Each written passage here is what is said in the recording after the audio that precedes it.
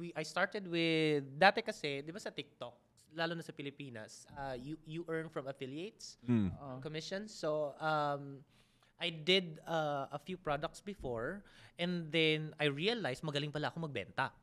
Tapos, nakikita ko magkano commission ko, nakikita ko din commission ng owner ng product, and I felt, you know what? If I had my own product, I'd get it all. Yeah. But then I wanted to make sure na quality product na tatak Pinoy. And Yes. something that I would really want to take and to use. So I made my own product.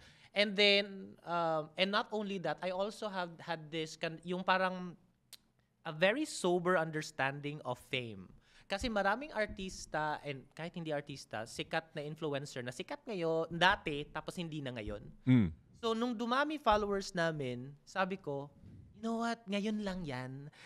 Pwedeng pagdating ng panahon hindi na. So, I want something na kahit hindi na tayo kilala, tatangkilikin pa rin ng Product. may business ka pa rin. Parang meron Yun ka pa talaga. livelihood. Business talaga. Siyempre nag-start ka, napakadali sa'yo mag-start ng business because of your experience and then your Followers, oo. Ano nang napansin mo dun sa yung mga magsisimula na negosyo?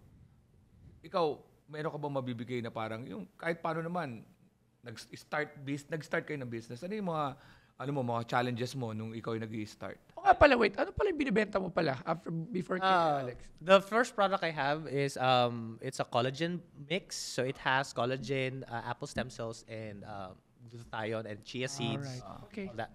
And then there's also soap and all that. So una-una, pag nagbi-business ka, you don't think of money first. Kasi maraming ganun, gusto nang yumaman, gustong kumita. But before that, dapat ikaw mismo gusto mo yung product na yun. So, yeah. So, I did something na ako mismo, magi-enjoy akong uminom at magtimpla every day. You have to love your own product, definitely. Yeah. No? Dilib sa product mo. Yeah.